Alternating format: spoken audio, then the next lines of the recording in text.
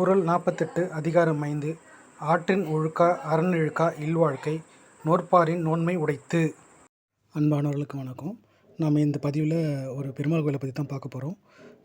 108 திவ்ய தேசங்கள் ஒன்று இந்த கோயில். நம்மாழ்வாரால் மங்களாசாசனம் செய்யப்பட்ட இந்த கோயில் சேரமான் பெருமான் இக்கோயிலை கட்டி எழுப்பதாக நம்பப்படுகிறது. ஓலைச்சுவடி மூலியமாக அறியப்படுகிறது. 10ஆம் நூற்றாண்டில் நம்மாழ்வாரால் மங்களாசாசனம் செய்யப்பட்டது. நேபாளத்திலிருந்து கண்டகி நதியிலிருந்து கற்கள் கொண்டு வந்து மூலசலை செய்யப்பட்டதாக நம்பப்படுகிறது. ஆமாங்க, இத்தகைய சிறப்பு வாய்ந்த கோயில். பெருமாள் இங்கே சயன கோலத்தில் காட்சி அளிக்கிறாரு. வேறு எந்த கோயில் இல்லாத சிறப்பு. இங்கே பெருமாளை 3 வாயிலில் தரிசிக்க முடியும். கோயில் பெருமைகளை சொன்னாலும் நீங்களே கண்டுபிடிச்சிருப்பீங்க. ஆமாங்க, இந்த கோயில் திருவனந்தபுரத்தில் இருக்கிற அனந்த பத்மசாமி திருக்கோயில். தென்னிந்திய கட்டடக்கலையில் கட்டப்பட்ட இந்த கோயில் 7 அடுக்கு வீர கோபுரம் கொண்டு பக்தர்களை அன்புடன் தொடர்ந்து வீடியோ பாருங்கள். பத்மநாப கோயில் வரலாற்றையும் அதன் சிறப்புகளையும் இந்த வீடியோவில் தெரிஞ்சுப்போம். இந்த கோயிலில் பெருமாள் சயன கோலத்தில் காட்சியளிக்கிறாரு. வேறு எந்த கோயிலும் இல்லாமல் இந்த கோயிலில் தான் பெருமாளை 3 வாயில்களை தரிசிக்க முடியும். முதல் வாயிலில் பெருமாளோட திருமுகத்தையும், அடுத்த வாயிலில் தாமரை மேலே உள்ள பிரம்மா மற்றும் ஸ்ரீதேவி பூதேவி மீனியையும், 3ஆவது வாயிலில் கமலப்பாதங்களையும் தரிசிக்க முடியும். இங்கு கோயில் உருவான வரலாறு ரொம்ப சுவாரஸ்யமானது. பழங்காலத்தில் வில்வமங்கலத்து சாமியார் ஒருவர் குருவாயூரப்பனுக்கு தினமும் பூஜை செய்து வந்தார். பூஜை நடக்கிற நேரங்களில் குருவாயூரப்பன் ஒரு குட்டி பையன் வடிவில் வந்து வில்வமங்கலத்து சாமியாரின் அன்றாட வேலைகளுக்கு தொல்லை பண்ணிகிட்டே இருந்தார்.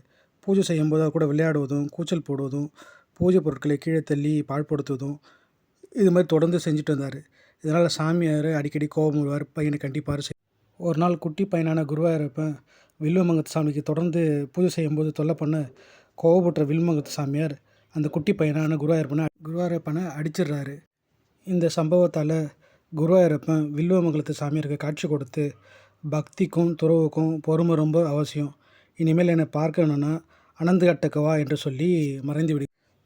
தன்னோட தவறை உணர்ந்த வில்வமங்கலத்து சாமியார் அனந்த காடு எங்கே இருக்குன்னு தேடி அலைய ஆரம்பிக்கிறாரு. அப்படி தேடி போகும்போது ஒரு ஊரில் ஒரு அம்மா ஒரு குழந்தைக்கு சாப்பாடு ஊட்டிகிட்ருக்காங்க.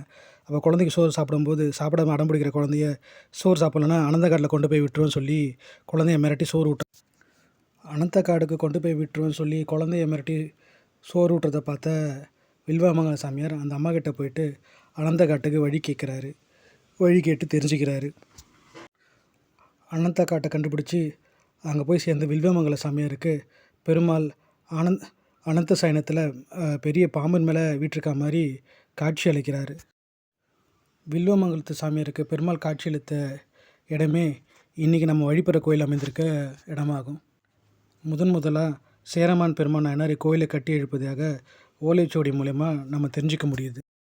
மேலும் நம்மாழ்வார் மங்களாசாசனம் மூலம் இந்த கோயிலானது 10ஆம் நூற்றாண்டுக்கு முன்பே கட்டப்பட்டதாக தெரிய வருகிறது. நேபாளத்தில் உள்ள கண்டகி நதியிலிருந்து எடுத்து வந்த 12,008 சாலக்கிராம கற்களை கொண்டு இந்த மூலவர் சிலை வடிவமைக்கப்பட்டுள்ளது. கிபி 1686ஆம் ஆண்டு ஏற்பட்ட மிகப்பெரிய தீ விபத்தில் கோயில் முற்றிலும் அழிந்துவிட்டது. பின்பு வந்த மன்னர்களால் அது புனரமைக்கப்பட்டது. பின்னர் 1729ஆம் ஆண்டு திருவிதாங்கூரை ஆண்ட மன்னர் மார்த்தாண்டவர்மரால் கோவிலானது புதுப்பிக்கப்பட்டது.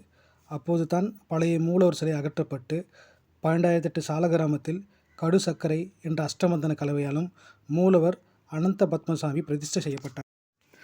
மன்னர் மார்த்தாண்டவர்மர் தனது செல்வம், ராஜ்யம், அரசாட்சி என அனைத்தையும் பத்மசாமிக்கு அர்ப்பணித்தார்.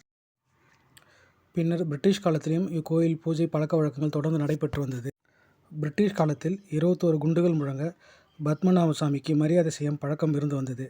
இந்த பழக்கம் இந்தியாவில் மன்னராட்சி முடியும் வரை கடைபிடிக்கப்பட்டது. பெருமாள் திவாகர முனிவர், வில்வமங்கல சாமி மற்றும் இந்திய பல முனிவர்களுக்கு காட்சியளித்தது பழைய ஓலைச்சுவடிகள் மூலம் அறியப்படுகிறது. இக்கோயிலில் மன்னர் காலத்தில் அமைக்கப்பட்ட பல பாதாள அறைகள் உள்ளது.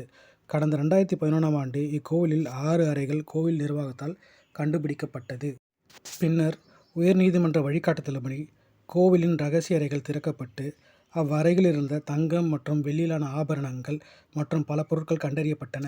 இவ்வாறு கண்டறியப்பட்ட பொருட்களை மதிப்பு சுமார் 1 லட்சம் கோடிக்கு மேல் இருக்கும் என்று நம்பப்படுகிறது. திருவனந்தபுரம் பத்மநாப கோயிலில் பல திருவிழாக்கள் சிறப்பாக கொண்டாடப்படுகிறது. அவற்றில் பங்குனி மாதம் நடைபெறும் ஆராட்டு திருவிழாவும் நவராத்திரி திருவிழாவும் மிகவும் சிறப்பானது. ஆராட்டு திருவிழா கடைசி நாளன்று சங்குமுகம் கடற்கரைக்கு ஊர்வலமாக எடுத்துச் சென்று கோவில் விக்கிரகங்கள் புனித நீராட்டப்படுகின்றன. இந்தியாவின் எந்த பகுதியிலிருந்தும் திருவனந்தபுரத்தை எளிதில் அடையலாம். திருவனந்தபுரம் ரயில் நிலையத்திலிருந்து 1 கிலோமீட்டர் தொலைவில் இத்திருக்கோவில் அமைந்துள்ளது. பார்த்த அனைவருக்கும் நன்றி.